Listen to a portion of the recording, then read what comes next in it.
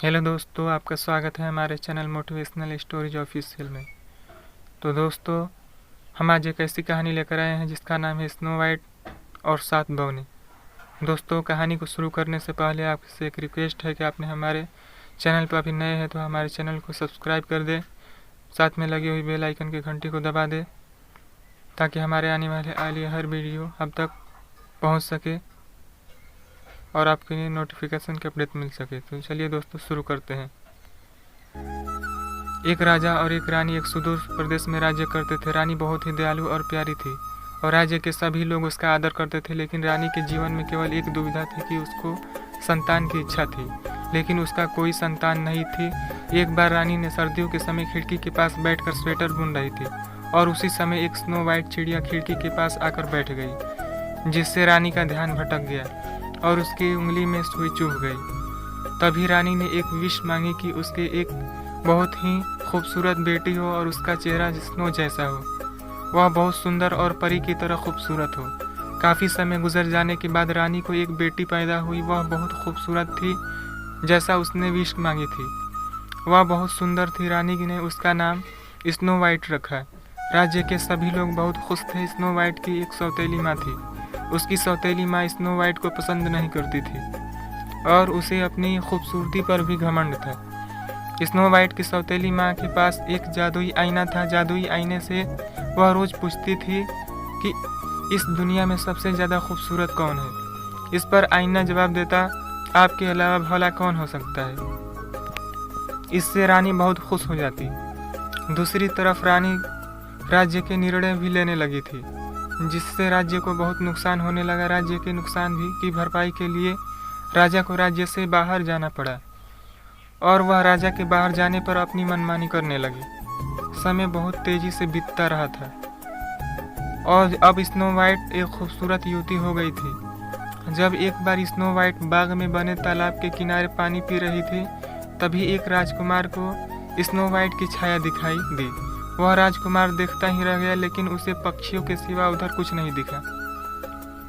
उधर रोज की तरह रानी आज भी आईने के पास पहुंची और उसने आईने से पूछा कि सबसे खूबसूरत कौन है। थोड़ी देर तो आईना हिचकिचाया, लेकिन उसने कहा कि स्नो वाइट। अब रानी बहुत परेशान हो गई। स्नो वाइट की सौतेली माँ ने उसे अपने पास बुलाया और उससे कहा कि मुझे लगता है कि तुम महल में पड़ी पड़ी बोर हो रही हो, इसलिए तुम्हें जंगल की सैर पर जाना चाहिए। इससे तुम्हारा मन बहल जाएगा और मैं तुम्हारे साथ अपने सबसे जाबाज सुरक्षाकर्मी को भेज रही हूँ। रानी ने अपने सुरक्षाकर्मी को जंगल में भेजा और उससे बोला कि स्नो वाइट को मारकर सबूत के तौर पर उसका दिल लेकर आना।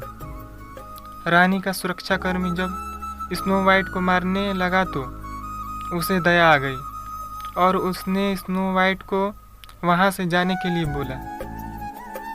तब स्नो वाइट ने उससे कहा कि वह अपना फर्ज पूरा करे, लेकिन सुरक्षाकर्मी ने उससे कहा उसे वहाँ से जाने दिया और सबूत के तौर पर वह किसी जानवर का दिल निकाल कर ले गया। उसने वह दिल रानी के सामने पेश किया, जिससे रानी बहुत खुश हो गई। दूसरी तरफ स्नो वाइट जंगल में इधर उधर भटक रही थी। उसे बहुत डर लग रहा था। उसे लगा जैसे कोई पीछे से बात कर रहा है, जिससे वह डर गई और वहां से तेजी से आगे बढ़ने लगी। थोड़ा दूर चलने पर तितलियां उसके चारों तरफ मंडराने लगी। तितलियां स्नो वाइट का स्कार्फ खींचने लगी और स्नो वाइट को लगा जैसे वह तितलियां कहीं जाने के लिए इशारा कर रही हैं। स्नो वाइट उन तितलियों के साथ चलने लगी। वहाँ स्नो वाइट को एक घर दिखाई दिया। वह उस घर में चली गई जहाँ उसने देखा कि एक मेज बिछी हुई है और उस पर 7 प्लेट लगी हुई हैं और उनमें स्वादिष्ट खाना लगा हुआ है और वहीं बगल वाले कमरे में 7 बिस्तर लगे हुए हैं। स्नो वाइट ने जी भर के उन प्लेटों में से खाना खाया। स्नो वाइट बहुत थक गई थी, इसलिए वह एक बिस्तर पर वहीं सो गई। वह घर 7 बौनों का था। वो बौने सोने की खुदाई करते थे। जब शाम को बौने घर लौटे तो बौनों ने देखा कि मेज पर प्लेटों में से किसी ने खाना खाया है। जब सातवें बौने ने अपने बिस्तर की तरफ गौर से देखा तो वहां पर एक लड़की एक बिस्तर पर सोए हुई थी। सभी बौनों ने उस बिस्तर की तरफ बढ़े तब उन्होंने देखा कि वहां एक सुंदर लड़की सोए हुए है। बौनों ने उस लड़की को कहा, लड़की को नहीं जगाया और वह वहीं उस लड़की को घेरते हुए सो गए। जब सुबह स्नो वाइट नींद से जगी तो बौनों को देखकर वह डर गई। बौने बोले, हे लड़की, तुम्हें हमसे डरने की जरूरत नहीं है। बौने स्नो वाइट के बारे में पूछा। तब स्नो वाइट ने अपनी पूरी व्यथा कह सुनाई। बौने बोले कि तुम यहाँ रह सकती हो, तुम्हें हमारे लिए खाना बनाना होगा, घर की साफ सफाई करनी होगी और हमारे बिस्तर लगाने होंगे। स्नो वाइट मान गई। बौने जब भी शाम को घर वापस आते तो घर को देखकर और अपने लिए खाना बना देखकर खुश हो जाते। दूसरी तरफ स्नो वाइट की सौतेली माँ ने जब आईने से पूछा कि सबसे सुंदर कौन है, तब आईने ने जवाब दिया, रानी माफ करे, सबसे सुंदर तुम हो, लेकिन तुम से भी सुंदर 7 बौनों के साथ पहाड़ों पर रहने वाली स्नो वाइट है। तब रानी को महसूस हुआ कि स्नो वाइट अभी जिंदा है। उसने अब स्नो वाइट को जान से मारने का प्लान बनाया। उसने जादू से बूढ़ी औरत का रूप धारण किया और ताजे सेब में विष डालकर वह पहाड़ों पर स्थित स्नो वाइट के पास पहुंची। बौने उस समय सोने की खोज में जा चुके थे।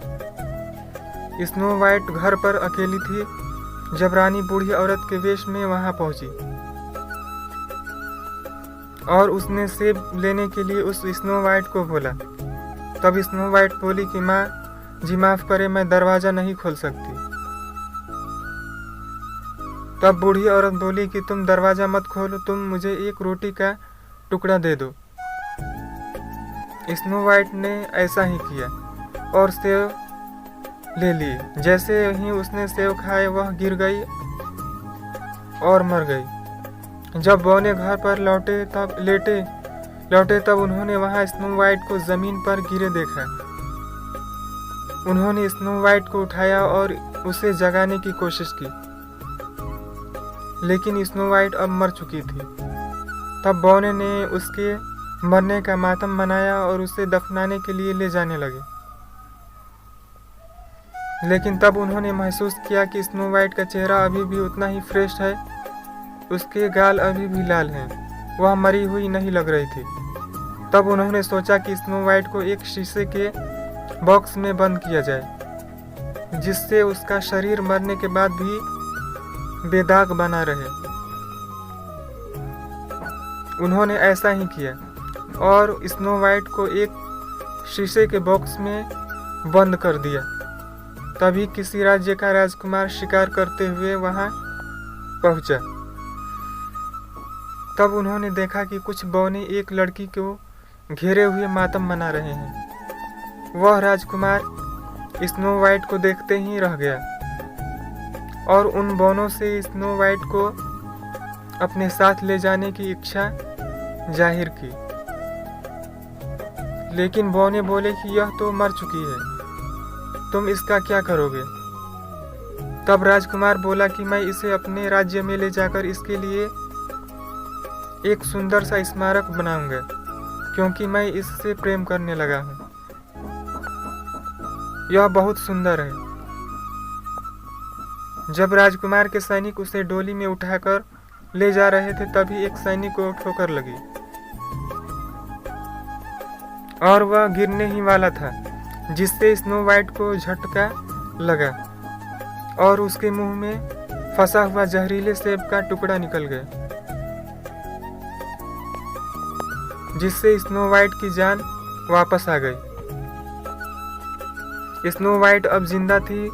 राजकुमार ने स्नो वाइट से शादी करने की इच्छा जाहिर की, लेकिन स्नो वाइट बोली कि वह अपने पिताजी का आशीर्वाद पाना चाहती है। राजकुमार को पता लगा कि रानी जादूगर है और बहुत क्रूर है।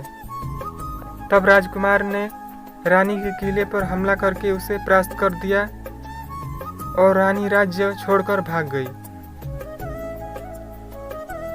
तब राजकुमार ने स्नो वाइट के पिता को गिरफ्त में से बाहर निकाला। राजकुमार और स्नो वाइट ने अपने पिताजी का आशीर्वाद लिया और शादी कर ली। तो दोस्तों, आज की हमारी ये कहानी कैसी लगी आप कमेंट में ज़रूर बताएं। अच्छी लगी तो लाइक करें, शेयर करें और हमारे चैनल को सब्सक्राइब कर दें।